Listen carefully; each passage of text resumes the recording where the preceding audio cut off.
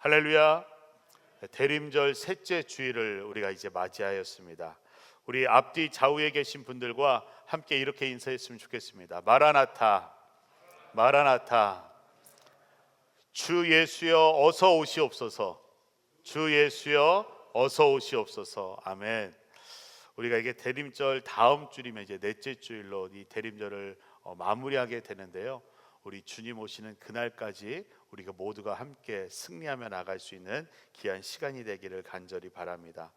지난 주일 우리는 이 세례 요한이 고백하는 예수 그리스도에 대해서 우리가 말씀을 나누었습니다. 요한복음 3장 가운데 이 세례 요한이 예수 그리스도에 대해서 세 가지를 증언하였던 것을 우리가 함께 기억해 보면요, 예수 그리스도는 모든 것 위에 계시는 분이시고 하나님의 말씀을 전하는 분이시고 또 우리에게 영생을 주시는 분이심을 우리가 함께 보았습니다. 우리 함께 고백하고 선포하면서 다시 한번 기억했으면 좋겠습니다. 우리 힘있고 크게 한번 고백하겠습니다. 모든 것 위에 계시는 예수 그리스도, 하나님의 말씀을 전하시는 예수 그리스도, 영생을 주시는 예수 그리스도. 아멘. 믿으십니까? 아멘. 오늘은요, 이사야 40장의 말씀을 중심으로 해서 예수 그리스도에 대한 이 이사야의 고백을 나누면서 예수 그리스도께서 어떠한 분이신지를 우리가 분명히 알고 믿음으로 또한 함께 고백하는 시간이 되기를 바랍니다. 먼저 이 이사야 선지자와 이 구약의 이사야서를 보면요, 우리가 이 대림절을 보내는 가운데에 어떻게 보면 가장 많이 인용되고 나누게 되는 인물이자 또한 성경인 것을 우리는 보게 됩니다. 이 선지자 이사야의 이름의 의미는요, 야훼는 구원이시다라는 의미입니다. 바로 하나님은 구원이십니다라는 선포와 고백의 의미를 가지고 있습니다. 이사야는 이름부터 구원자이신 하나님, 그리고 우리를 구원하시기 위해 친히 우리에게 오신 이 예수 그리스도와 연관이 깊음을 보게 되죠. 이 이사야를 통하여서 나타나는 메시지들은요, 앞으로의 새로운 세상과 생명과 평화, 그리고 하나님의 나라에 대한 비전과 희망을 사람들에게 전해주고 있는 것을 보게 됩니다. 좀 더 구체적으로 보면요, 이 이사야서는 예수 그리스도의 탄생과 그 삶에 관한 직접적인 예언을 많이 담고 있는 것이 바로 이사야서의 특징이라고 할 수가 있습니다. 또한 이사야의 메시지를 보면요, 예수 그리스도의 오심뿐만이 아니라 이 모든 만물을 통치하시고 새롭게 하실 그 예수 그리스도의 통치에 관한 메시지도 담고 있고요, 그러한 가운데서 세례 요한의 외침과 같이 회개의 메시지를 백성들에게 전달하고 있는 것을 또한 보게 됩니다. 그래서 이사야는 앞으로 오실 예수 그리스도를 단순한 기다림으로 기다리는 것이 아니라 이 회개를 통하여서 자신의 죄악된 것을 참회하고 정결한 마음으로 그리스도를 기다리도록 준비시키고 있는 말씀이다라고 할 수가 있습니다. 특별히 오늘 본문인 이사야서 40장의 이 배경을 우리가 한번 살펴보면요, 마치 이 40장은 구약에서 신약으로 넘어가는 그런 느낌을 주는 말씀인 것을 보게 됩니다. 왜냐하면 우리가 성경이 구약은 39권 그리고 신약은 27권으로 총 66권의 성경으로 이루어져 있습니다. 근데 이 이사야서도요, 똑같이 66장으로 쓰여졌습니다. 그리고 이사야서를 주제에 따라서 둘로 나눠보면요, 1장부터 39장까지 나눌 수가 있고, 그리고 오늘 본문부터인 40장부터 나머지 66장까지 나누게 됩니다.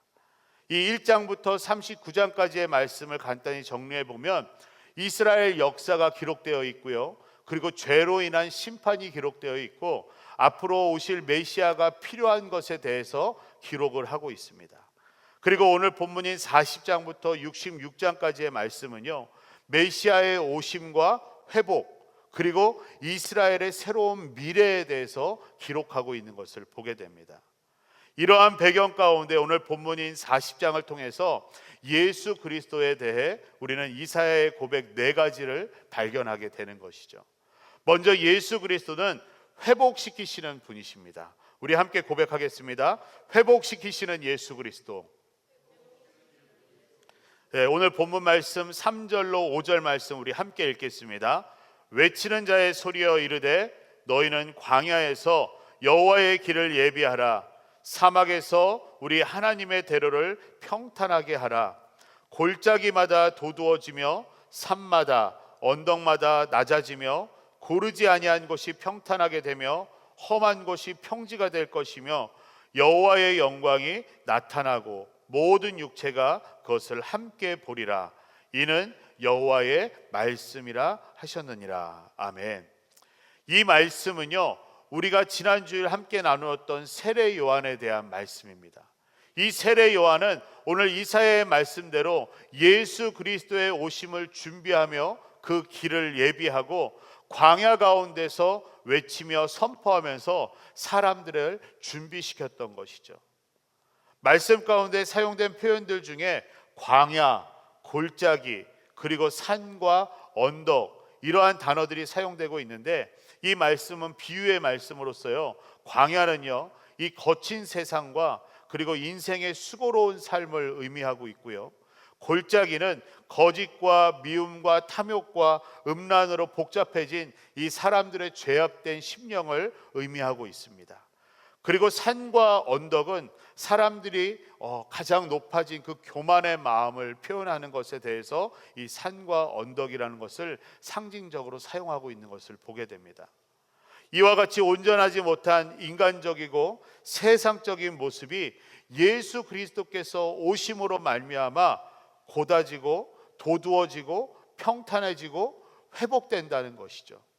동시에 이 말씀은 이스라엘 나라의 회복이 그리스도의 오심으로 인하여서 이루어진다는 것을 말씀하고 있습니다. 그래서 오늘 5절 말씀을 보면요, 여호와의 영광이 나타나고 모든 육체가 그것을 함께 보리라 라고 말씀하고 있습니다. 이 말씀은 이 회복의 역사가 일어나는 모습과 그 결과에 대해서 분명하게 보여주고 있는 말씀이죠.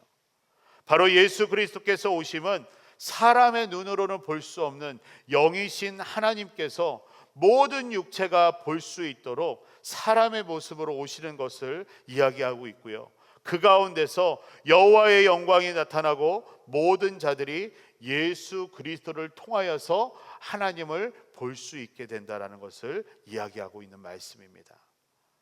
요한복음 1장 14절을 보면요, 우리 함께 읽어볼까요? 말씀이 육신이 되어 우리 가운데 거하심에 우리가 그 영광을 보니 아버지의 독생자의 영광이요 은혜와 진리가 충만하더라. 아멘. 바로 예수 그리스도의 오심에 대해서 말씀하고 있는 것이죠.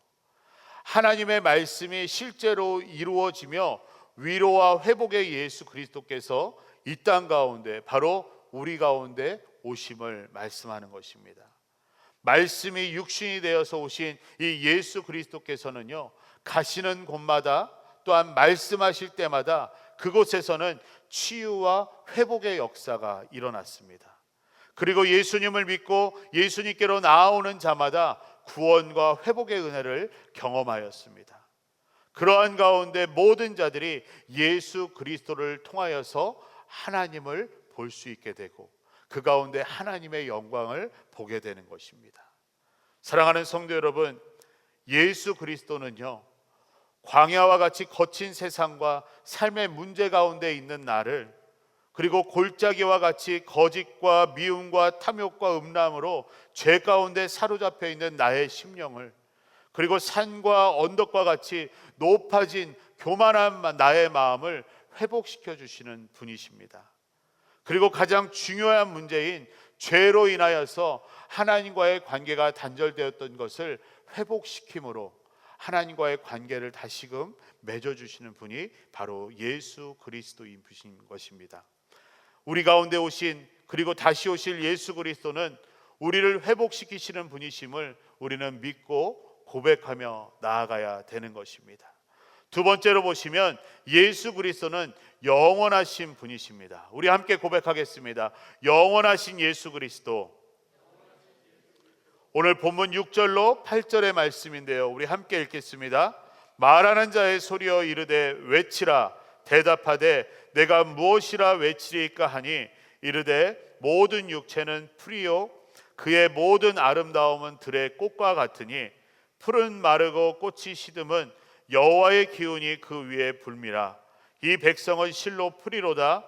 풀은 마르고 꽃은 시드나 우리 하나님의 말씀은 영원히 서리라 하라. 아멘. 오늘 우리가 찬양 시간에 함께 고백한 바로 그 찬양의 가사, 바로 이 말씀인 것입니다.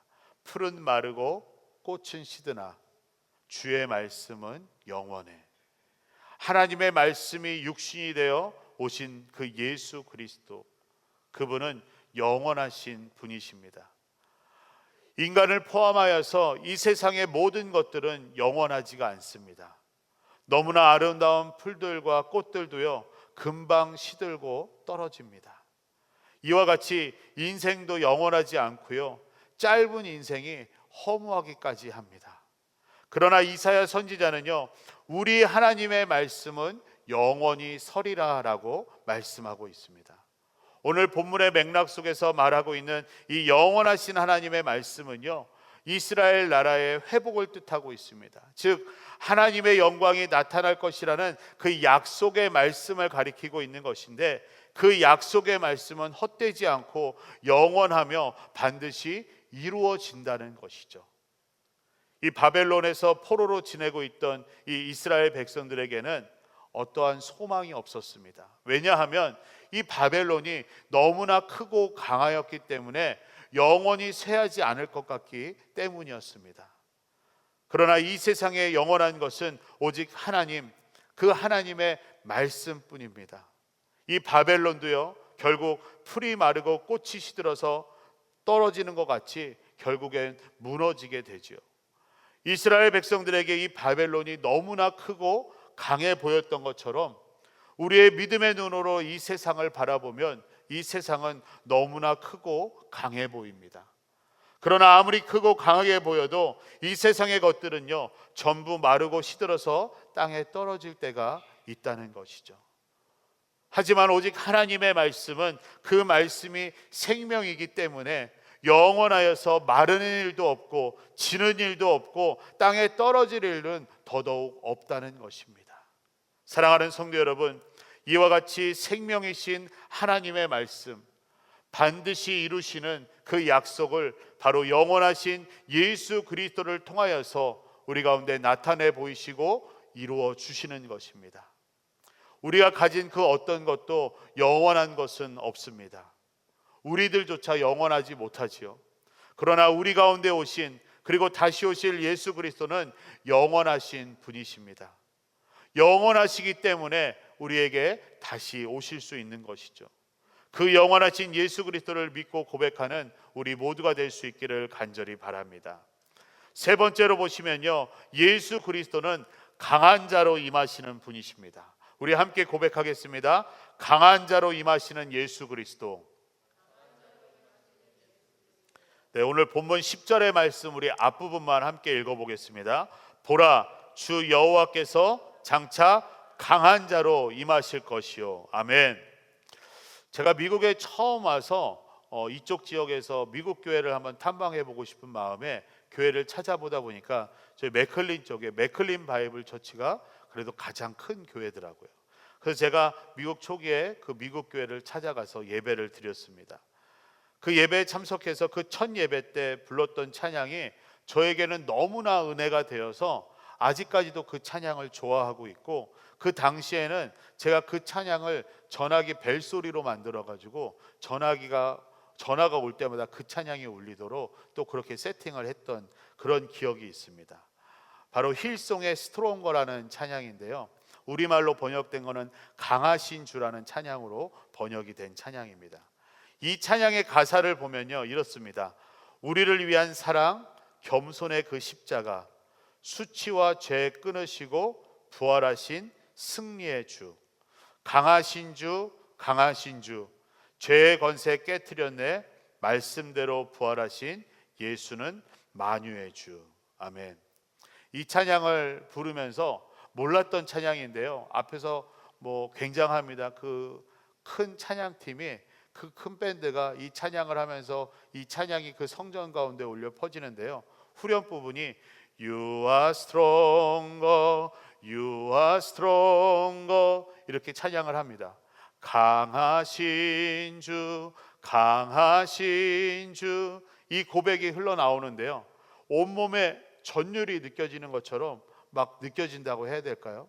그리고 이 강하신 주님과 함께 이 찬양을 부르면서 저 또한 막 힘이 생기는 것 같고요, 그리고 죄로부터 승리하는 그 승리의 기쁨을 그 찬양을 부르면서 경험하게 되는 것과 같은 그런 시간이었었습니다.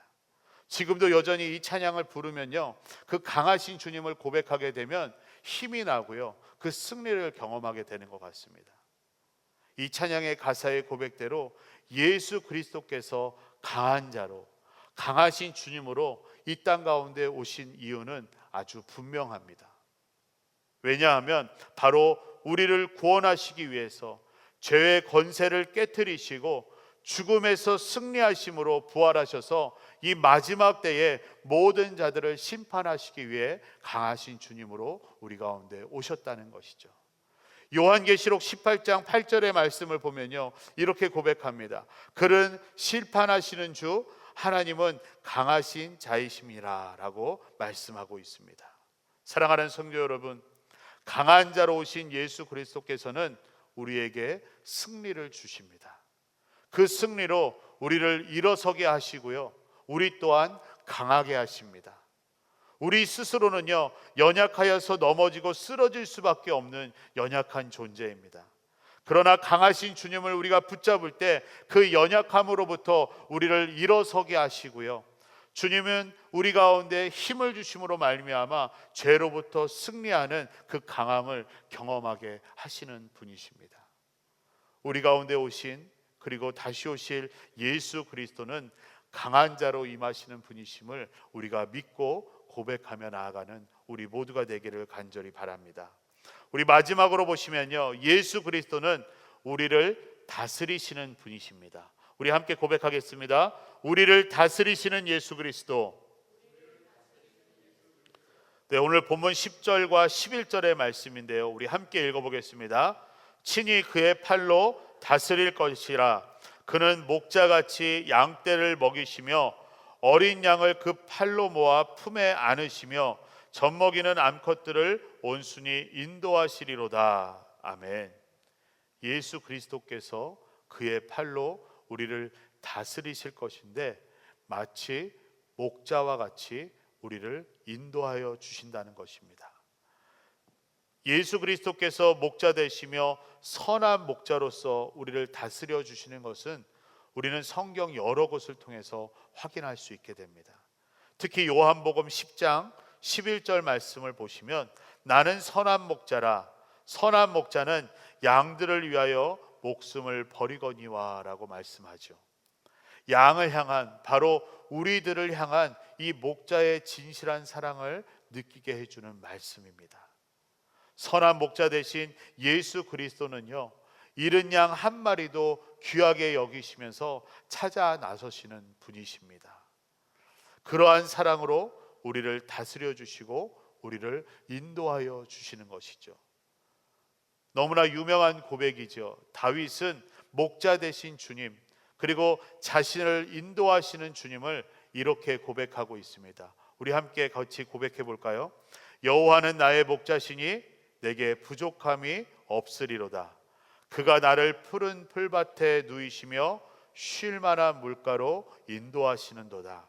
내 영혼을 소생시키시고 자기 이름을 위하여 의의 길로 인도하시는도다. 아멘.